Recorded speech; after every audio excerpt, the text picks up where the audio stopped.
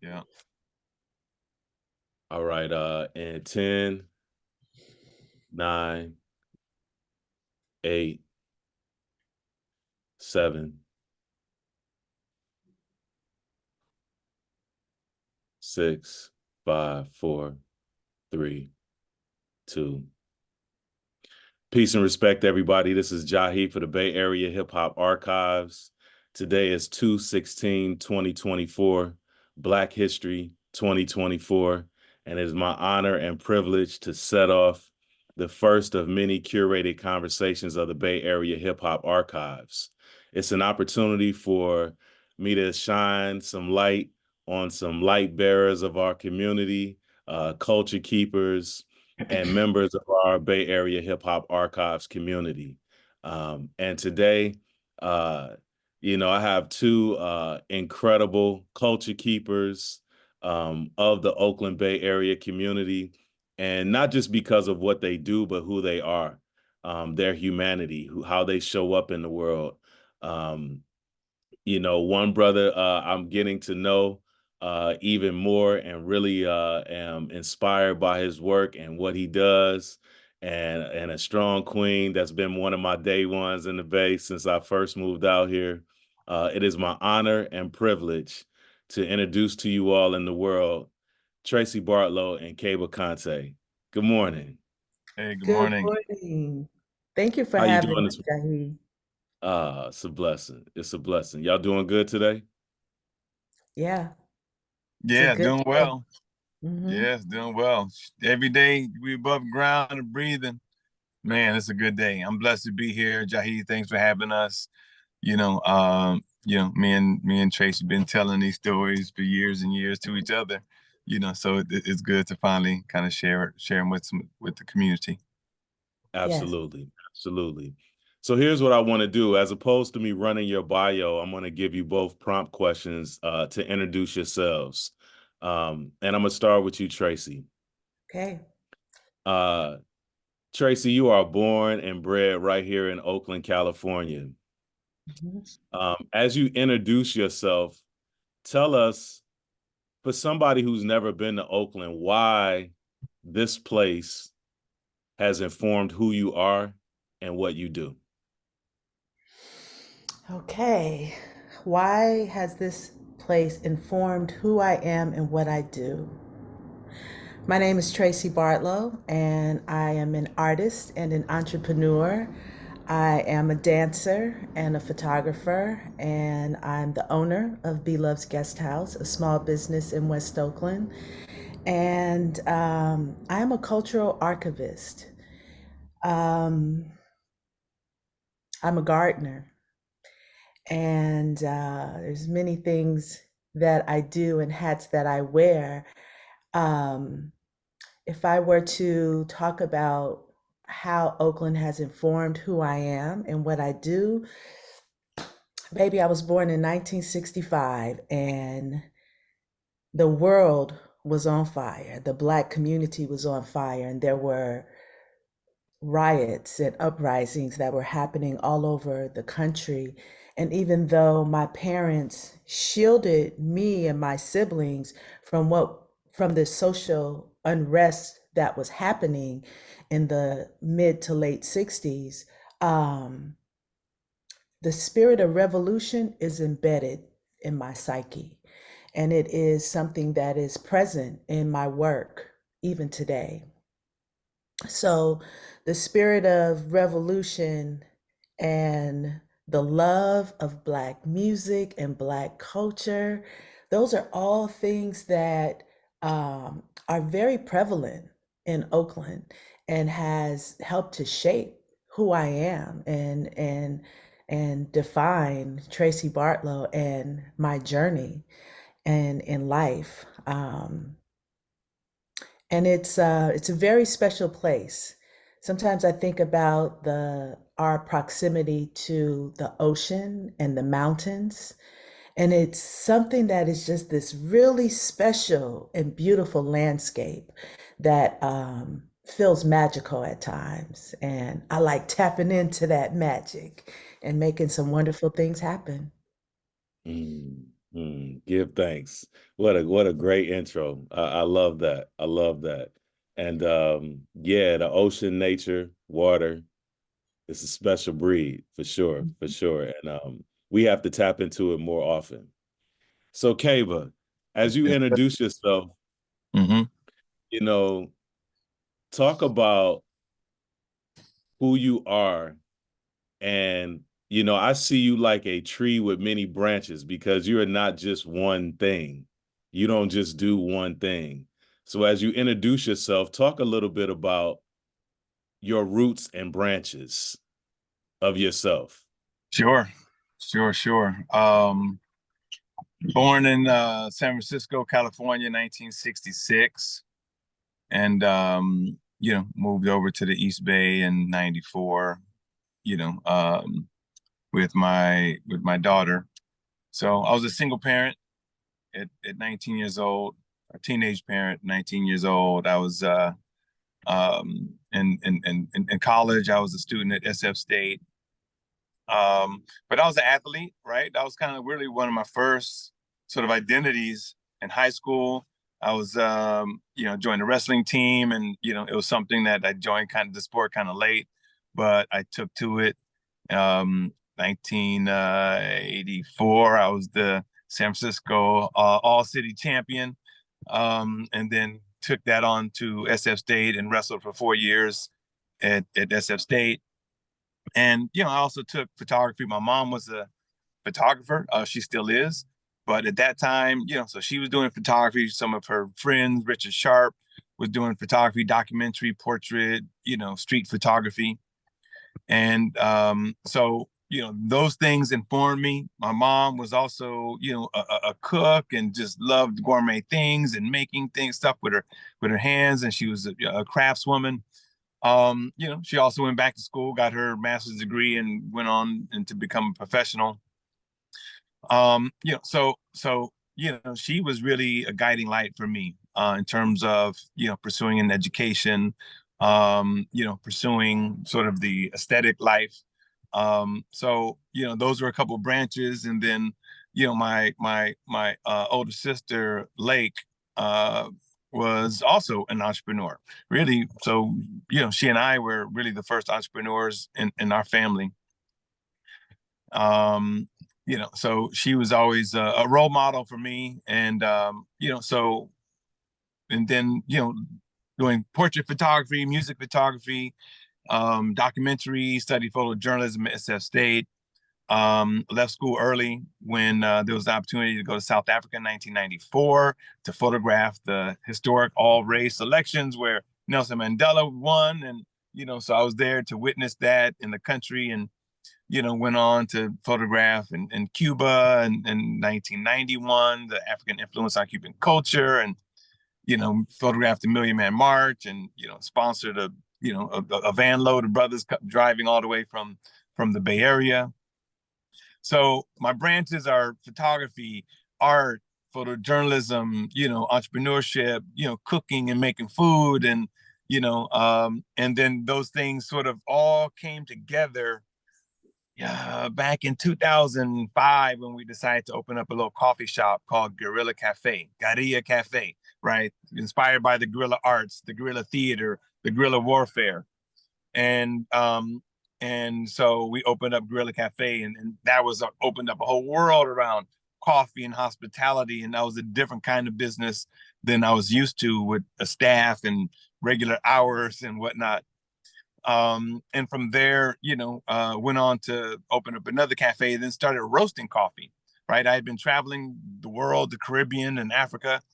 And then I was buying coffee when I opened up these coffee shops from some well-meaning, white brothers who was sourcing coffee from Africa, and I was buying it from them. I was like, hold on, I got to cut out the middleman. I got relationships in Africa. I'm gonna import this coffee myself and roast it myself and figure that out. So those are a few of my branches. Try to stand up for my community, when I can, and let my voice be heard. So, definitely a community man, and mentor and teach others, and share my gifts, when I can. Man, like a boa tree. Hey, hey, yeah. Man, beautiful, beautiful. This will always be our process of how we allow those of us inside of the Bay Area Hip Hop Archives to introduce ourselves. We're not going to do the just regular bio and linear kind of things because we are multifaceted people. So I thank you both for that. This conversation is going to be rooted in two things: hip hop, photojournalism, and entrepreneurship. And I prepared a couple questions for you all. And so we're going to jump right into it. And Traci, you are up with the first question, and here it Okay. is. What was your first hip hop photojournalism moment, and how did it inform your life's journey of photography and connection to hip hop culture? My first hip hop photojournalism moment was when I published a photograph in the Source magazine in their Coast to Coast section. And it was a picture of Souls of Mischief. And they had just signed to Jive Records. And I captured a picture of them backstage at Hip Hop on the Green. And this was a moment where I had an opportunity to parlay my experience in entertainment. And also, I had pursued fashion and modeling. And through modeling, it was one of the ways that I fell in love with photography. I had already been in love with Gordon Parks and knew who Gordon Parks was, and enjoyed journalism and storytelling. And through modeling, I studied magazine layouts and photographers and built a portfolio. And when I was on photo shoots and being photographed, I wanted to know, like, how'd you set up that light and what kind of effect is this going to get? And what is the film stock you're using? Like, my mind was my mind was interested in the process and of making photographs. So without any formal training in photography, I was able to parlay from this world of entertainment and fashion into hip hop photojournalism. And it was actually a modeling job, an audition that I went to at the Source magazine in New York City.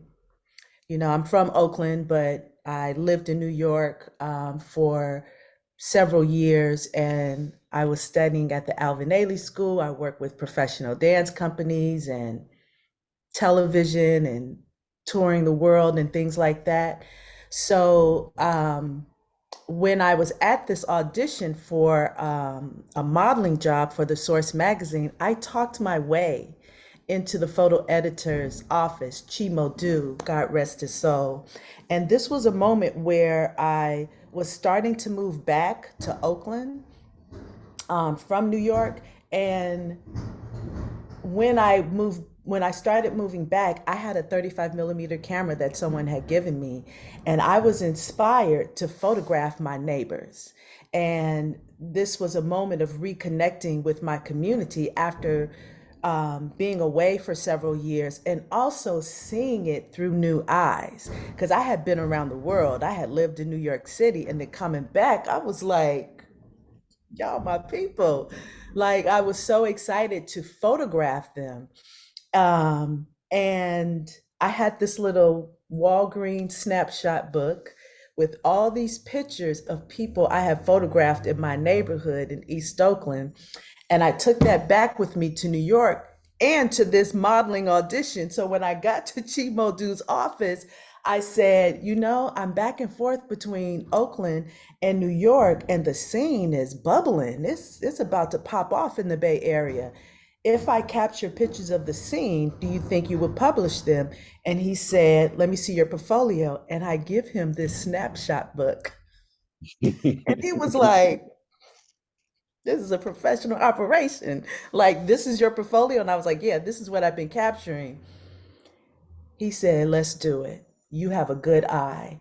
And what was interesting about that Hip Hop on the Green concert, where I captured this picture of Souls of Mischief, these are events I would have been at anyway, because this is the culture I was a part of. So it was exciting for me to then be there and have this opportunity to capture these stories. And so I photographed this concert, I sent them the pictures, and they published one. And that opened the door. That picture and that connection to Chimo Du and the Source magazine opened the door for me to work with other magazines, work with record labels, and through my process of learning photography, I would assist Keba. I would assist Victor Hall. I would assist professional photographers to further learn the trade.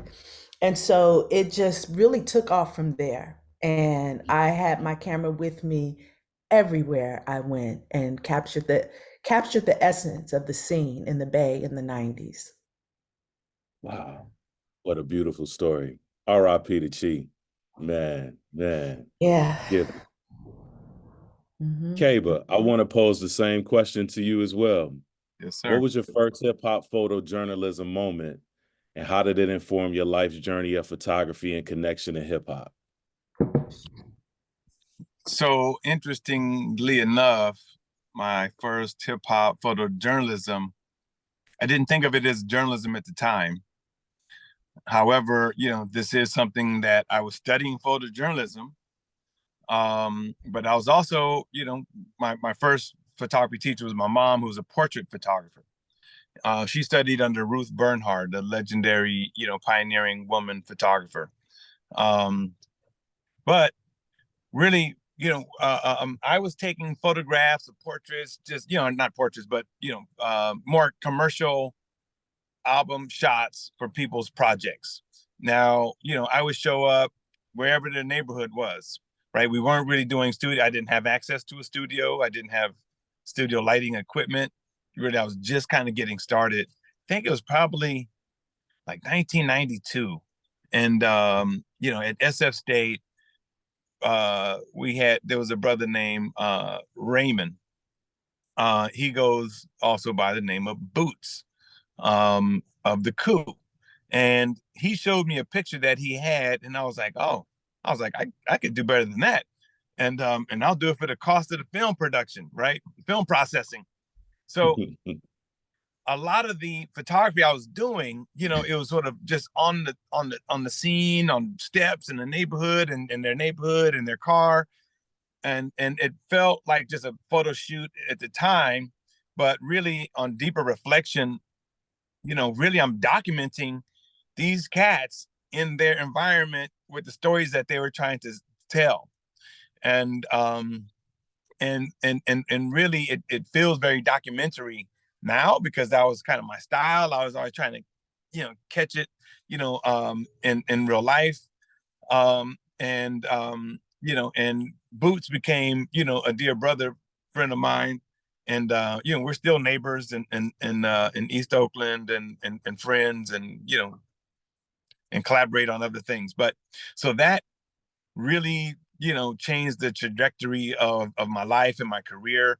And and once I did that, I did one for a brother named Anafa. He went by African Identity. Mm-hmm. And really, as time went on, then by the late 90s, really, a whole different kind of style came into the scene, where it was just like photographing people on a green screen, and then they would shop them. And, because I wasn't the graphic artist, so I wasn't doing the final album layout. But, then people would be photoshopped in with a pile of diamonds and the helicopters and tanks and like all this stuff that was over the top. But that kind of, I don't know, that kind of killed the spirit for me a little bit. It wasn't as interesting. I wasn't really collecting images, that I thought was as compelling and historic.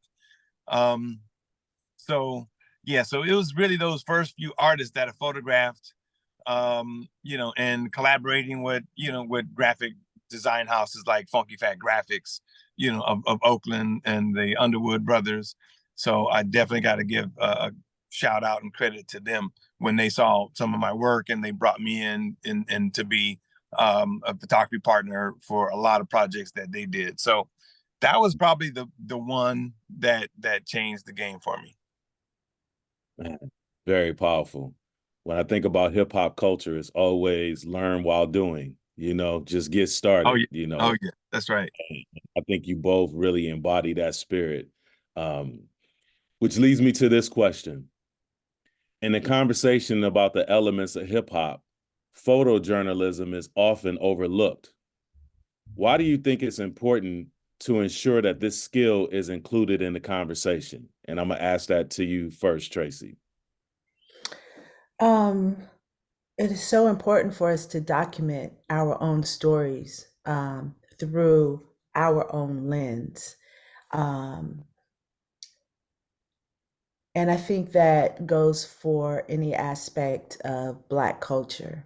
We have been so inundated with other people telling our stories.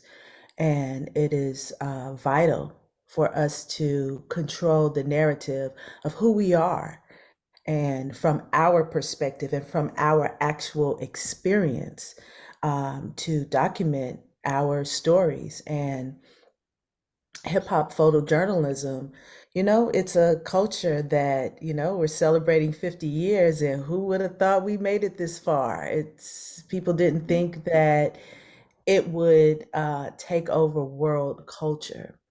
So I'm so grateful that I have, through my own work and through working with other journalists like Keba, that we've been able to document something that was a part of our culture. Like I didn't pursue it like, oh, I'm going to be a journalist. It's like, this is a part of who I am. And Mm. I want to tell this story. Um, and to see that now, here we are 50 years later, and how important it is to have this documentation um, through our own experiences. Mm-hmm. Mm-hmm. Okay, but can you I, can you yeah, add, I, add to that? yeah, I would jump in there and I would say that, co-sign everything, Traci just said. So I don't want to repeat that, but I remember in photojournalism, my esteemed photojournalism professor, Ken Cobry, he said that the three most important aspects of photojournalism are access, access, and access. Right? And it's not the lighting, it's not the framing, it's not all those other technical things. It's really having access to these stories, being inside. And, like Traci was such a hip hop fan, she was always on the scene, right? She was always backstage. And when you see her work and the body of her work, most of it was really submerged, like immersed in the scene where, what I mean, I was a dad, so I wasn't really out there as much like that. So, mine was more, project based. Um, and but I had access, right? I was able to go to places in Vallejo and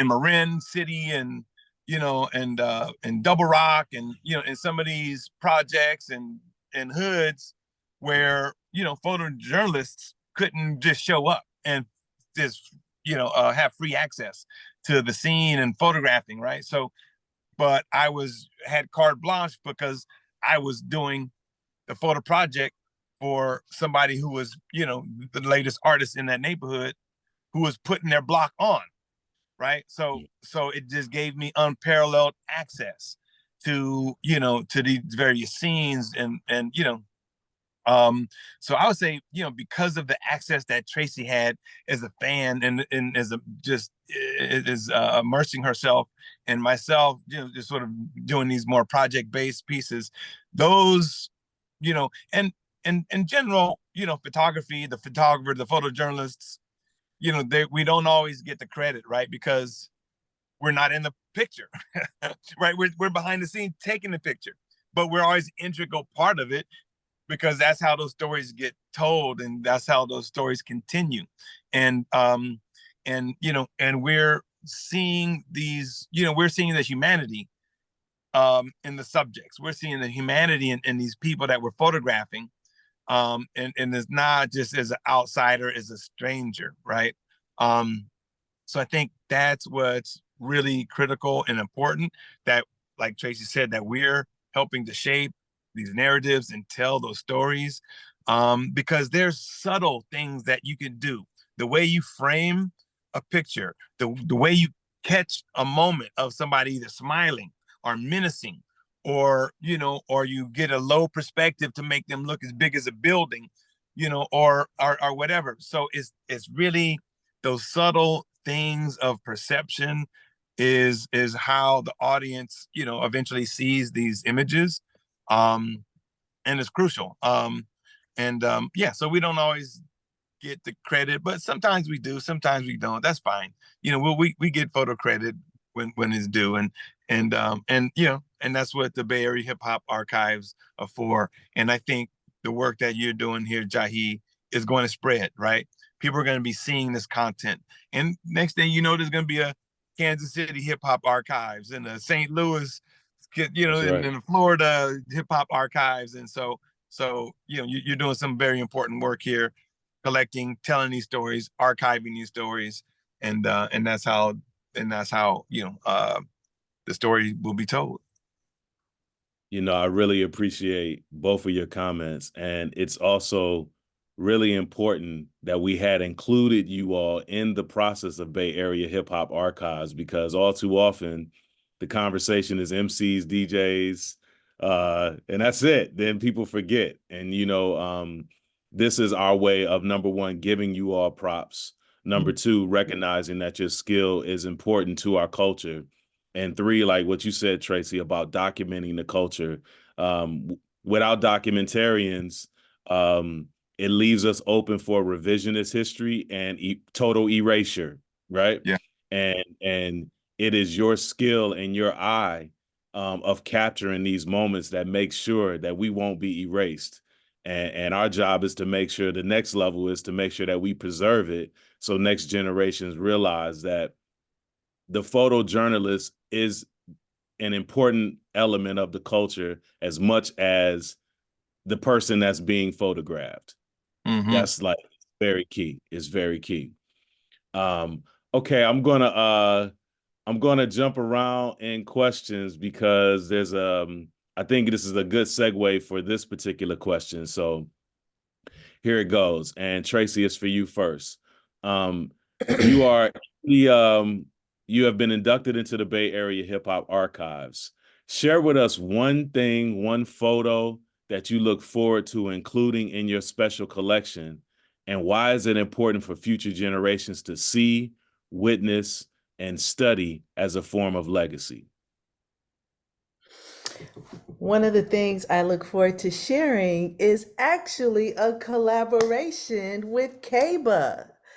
All right. I love, Keba, that you mentioned that you went to South Africa in 1994 to document the all-race election with Nelson Mandela. And Yeah. while Keba was in South Africa, he also photographed the hip hop scene there. And at the time, I, was writing as well as photographing for these different magazines. And Keba and I put together a story on South African hip hop that was published in Rap Pages. And baby, let me tell you, we should have won a journalism award for that one. That's Oh my right. goodness. That's right. We did that Yeah, together. it was a And there was at least 10 beautiful or 12 page editorial. spread. It was extensive.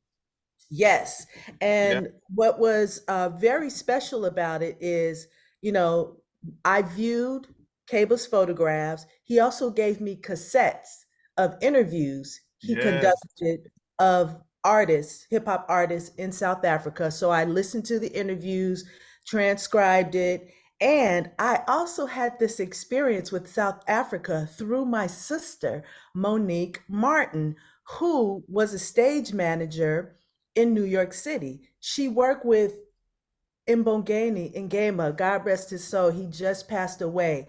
His one of his first plays in New York, Asanamali, Mm. Serafina, Yes. African Woo, play, Serafina. Oh my God.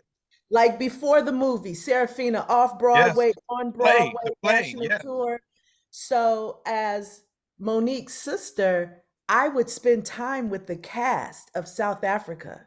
And I would take them to the clubs, to the in New York City, to like the Union Square underground. And so I knew about South Africa through that experience. So with that knowledge, with Keba's photos and those interviews, then I wrote the story. It was good. Yeah. And I'm Uh, so uh, excited. uh, That's one thing I'm excited to share, of course, with Keba's permission, a Yeah. That copy was Rap Pages magazine. Yeah. Rap Rap Pages. Pages. Yeah. Yep, Rap Pages uh, magazine. Out of LA. that's gold. That's Africa gold right there. Yeah. And Yeah. Keba, I saw your excitement as she was talking about that. So share those thoughts that you had about South Yeah, I mean, Africa. I did kind of forget that we talked about South Africa. I mean, this is the hip hop archives, and I didn't even bring up the hip hop side of the South Africa trip. But again, I was there on assignment. The San Jose Mercury News. This is way before digital photography, right? So we're out here shooting film. Don't even know whether your film exposures are on point and da da da. So just kind of have to keep reminding everybody we're shooting film, sometimes black and white film that we're processing ourselves in the dark room. But yeah, so I was out there in 94, I was already doing my music photography. So I was able to bring some of that. I stayed with a group called the Prophets of the City. And these were just some talented cats from the what they call the Raga, which is the more, the black African, more rural, traditional music inspiration. And then some of the more, what they call colored, mixed race cats and their culture and their scene. And Prophets of the City had really brought these cats all together in the same band, because it was quite segregated. It's a long, rich history of in South Africa, and some of the strategies of divide and conquer. But Prophets of the City, broke all that down, and they were DJing and break dancing, and the whole scene was 5 to 10 years behind what we were doing in the U.S. and the Bay Area. Uh, like, just one quick little antidote, they would have, because this was still during apartheid, right? This was the election that was gonna break apartheid, but apartheid was still in place at this time. So you had to move with a pass. Even when you're in South Africa, if you were black and you were in Joburg, downtown Joburg, at sundown, I mean, you had to be out of town, downtown by sundown, right? There was a curfew. So what the young people would do was they would have a matinee hip hop club. So you would go around 12 o'clock noon, but the windows were blacked out, and they got the music, and they're serving just like Coke and 7 Up, but you're inside and it feels like it's nighttime. And they're having this party for hours, and they break dancing and doing their thing. And then, 4 or 5 o'clock, they would open the doors, let the light in, and people would get out, and they'd have to get out of town quick. So that was a little, piece of that history and that story. And yeah, collaborated with my sister Traci to write that piece, because she was always such a talented writer. This was at the beginning of her photography, but she's a poet, she's a writer, she's writing narratives. And I remember being in places like Upper Room, right, which is another hotbed of culture, talent, and hip hop at that time. And she would just be reading and performing, her poetry, in the early kind of slam poetry style, days. Very inspiring, very inspiring, Oh man, I love the interconnectedness between you all, the history, reconnecting with the African continent. Shout out to Willpower, Muhammad, and Aisha B, Upper Yeah, Room, who are Bay Area hip hop yeah. archive R.I.P. inductees. Bilal. Uh, Yeah. yeah, All right. and RIP to Bilal. We have some original flyers from those times.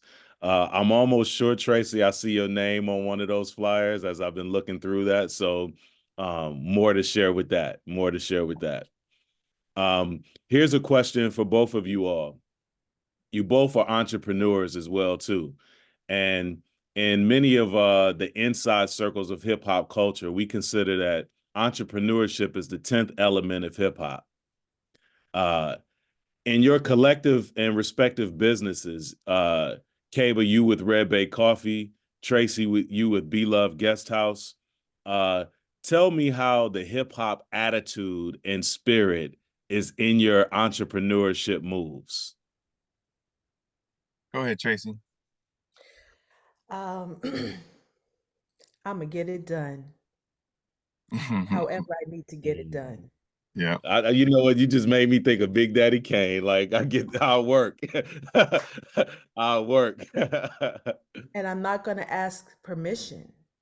Yeah. I'm going to move forward and use my resources in making this happen. And B Love's Guest House came out of a pivot. I was a new homeowner. I had rental property on the first floor. I was like, oh, this is a nice apartment. I'm going to rent it out to someone. And I couldn't find a tenant because it's 5 bedrooms. It's a large Victorian house. And, is it going to be 5 roommates? Are they going to take care of the place? Is it going to be one big family? Is it going to be 2 small families? 5 bedrooms. I was looking for a tenant and I could not find a renter. My first tenants were choreographer friends of mine who came to the Bay Area for a 3-month residency, and that was the light bulb moment. It's like, oh, I know the photographers, the poets, the filmmakers, the b-boys, the graffiti writers, the muralists. I know the musicians. I know the vocalists. I know the rap artists. Like that's my life in as an artist and also as an activist. I've been one of the founding members of Eastside Cultural Center. So my finger is on the pulse of what's happening. And I knew of all the gigs and live shows and African dance conferences and film festivals. And I was like, oh, these are all my people. So that was my first, what you would call target market, my first customer persona was this international community of artists and activists that I'm connected to. So when I say I didn't ask permission, I just started staging the rooms and renting them out. And so it's that spirit of I can do this and I can use my resources and my community to make this happen. And, I've been in this property for more than 16 years. I think it's 17 years now. And in the last 5 years or more, the second floor of the house was where I lived with my family. And once my baby became a mother and moved out to start her family, this was actually her bedroom, and I'm in what is called the gallery room at B Love's Guest House. And I was like, look at God. Look, you see that picture molding that's up there? I was like, oh, I have a gallery here where I could show my own photographs. So I used the resources that was available to me to then turn the rooms on the second floor extended to the guest house. And this house was built in 1895. And so I had, the space painted with this beautiful, to bring out this beautiful, decorative trim from this era of over 100 years ago, and to really show the beauty of this Victorian house, and then also to decorate it with my own photographs. So it's like that spirit of entrepreneurialism is like, I'm going to use what I have and I'm going to share it with the world. Um, so um, I started to dig into my archive, and at that time, it was just like dozens of boxes, unorganized, hella pictures and negatives and slides. And so I went through the process of organizing these photographs and then to curate an exhibition. So in 2022, I launched the gallery experience at Love's Guest House, where I share the stories of these hip hop photographs and this really unique collection of life in the Bay Area. So that spirit of entrepreneurialism is like using what you have unapologetically and sharing it and understanding its value, and how you can impact society and impact others by sharing these stories and whatever it is that you have as an entrepreneur. Man, that is hip hop. That is hip hop. And Mhm. Keba, as you chime in on this, you are celebrating an incredible milestone right now of 10 years of Red Bay Coffee. Yes, Talk sir. about talk about that hip hop energy and spirit and attitude that got you to this point, and share with us your milestone as well.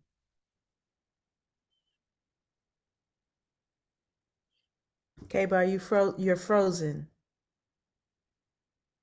Can you hear us? I think we lost Keba. Yeah, he froze a moment ago Mm-hmm. and came right back. Maybe if you have Yeah. another. You're breaking up on us, Keba. I'm back on. Keba, you're breaking up on us. All right. Am I back on? No, I'm back. I hear you audio wise. We lost him, which is fine. He'll tap back in and I'll bring him right back into the conversation. Traci, while we get Keba back, tell folks how they can find you. When they travel into the Bay, they don't need to be going to these hotels and all of that. Talk about how folks can book you and where we can find you. Sure. You can book me through www.b-lovesguesthouse.com.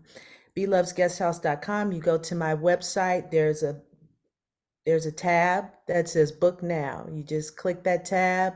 It's fully automated. You can select the dates and the room that you're interested in and actually leave a deposit. So you can just go to that belovesguesthouse.com website to make a reservation. And I have to give a quick shout out, baby, right now, here today, my guest house has like 6 B-boys from around the world. One of my mentees, Gideon, he is a world-class B-boy. He has created this event called Make History that honors Black B-boys. Baby, we got this B-girl from Spain, somebody from DC, all over. So they're here right now. And I'm Oh, so wow. proud of them that baby, this is the continuum, you know? And it was so funny. I went to their opening event last night, and, I'm in the back of the class doing my thing. And Gideon said, he was like, Miss Traci, I haven't seen you dance in so long. Like, you still got it. I was like, baby, I stay in shape. Uh-huh. I stay on the Hey, move. So I got a house full of hip hop artists today. Oh wow. Oh wow. True Hmm. legacy. True And legacy. and True. and not only that, like you said, Brother Jahi, we just celebrated, we're celebrating our 10th year anniversary of Red Bay Coffee all month. But last Saturday, we, had some folks out. We brought out a New Orleans jazz brass band. Traci showed up and she danced with the whole band, so she turned it out, there too. So appreciate her Yep. blessing the spirit. In terms of, just addressing the topic of how hip hop has informed our entrepreneurship. The attitude of it. Yeah, so okay, so I mean, on the attitude side, yeah, I mean, I think that's kind of always been there for me as well, as in terms of using what you have available, right? Like my artwork is always been, bringing reclaimed materials, found materials into making it into something beautiful. And that's for sure the same attitude. I would get an old ironing board, strip off the cloths, sand down that wood, and take one of my photographs and transfer it onto that piece of wood. Whether it's maybe an old drawer, and break it up, break all the pieces up, and put them back together again, again, and impose my photographs on those. But but as a photographer, in the kind of mid '90s, and my little business was kind of popping, and but really I had to still, every single photo shoot is, you don't do a shoot, you're not eating. Um, and like after one of these, little sessions that we would have, and there was myself, Master P. I think we were sitting around at the Funky Fat Graphics studio, and and P said, he says, I mean, I see you working, but really, to make money in this game, you got to have some units to sell, right? You got to be able to sell units in your sleep. And and that was kind of stuck in my mind. And and I would try to create a product, right, that wasn't my photo shoot, right? Whether it was a print or a book, right? I did a postcard book that was really well received. So that really got me thinking about, kind of these units, just like they're selling tapes or CDs and now downloads. But anyway, so by the time I got into coffee, that also informed that piece, right? Now we're selling retail bags of coffee in the grocery store, selling cups of coffee, at 7 or 8 different, coffee shops that we have. Um, and kind of just creative solutions to problems, right? Because any business, in the art process, there's always problems and obstacles, right? That's just the nature of doing business. And it's really how you kind of create the solutions for those things, and how you think through that process. So my background as a visual artist, my background is a hip hop artist, has definitely informed my art practice, my creative practice of just thinking out of the box, thinking about different solutions that you don't just pay for, right? That you just have to sort of put together and earn, and tapping into the community, right? And creating something that's uniquely about the community. Because when we got into coffee, when we opened up Red Bay Coffee, there were no Black-owned coffee brands in the entire country. Let me say that one more time. In 2014, when we launched Red Bay Coffee, there were no Black-owned coffee companies. There were cafes, but in terms of roasting and creating a brand and out there, we were a pioneer. Now we're celebrating 10 years of that. And now, we take a genre, and we make it we make it cool, right? Just like some of these the early DJs, they were taking they weren't taking hip hop music. They were making hip hop music from other genres. Right. So early in Red Bay, we took coffee, and I was like, hold on, coffee comes from Africa anyway. This really is ours. This is really like reclaiming our heritage, reclaiming, our claiming our inheritance. Right. Just because you got an inheritance, them checks ain't always just gonna find you. A lot of times you gotta knock on the door, like reparations. So, we took coffee back like reparations, and now I think in the country there might be 50 to 80 different Black-owned coffee brands these days. And so we took it from a moment, and created a movement. And for folks who want to be able to tap in and connect with you, where can they find you? What handles would you want them to find, your website and things like that? Yeah, it's all under Red Bay Coffee, Instagram, Facebook, Twitter, website. It's all there. And, this whole month we're telling, a lot of stories. So it's really apropos that we're digging into the history this month. We're doing a Red Bay 10 and telling 10 stories with 10 slides each about some of the history of Red Bay and how we got started in the coffee dojo, in the the why we named one of our coffees East 14th, why we named one of our coffees Brazilian Cake Lady, telling some of the stories about the art and photography and how that has informed where we are today. And so those are all told on Instagram, so check us out. Beautiful. I really want to just honor and respect and thank you both for your time. We didn't just have a conversation or an interview, we just created an artifact. That's right. And so I really, this has been the first of many. Every third Friday of 2024, we will continue these curated conversations with folks from inside of the Bay Area Hip Hop Archives. This has been so informative, so inspiring.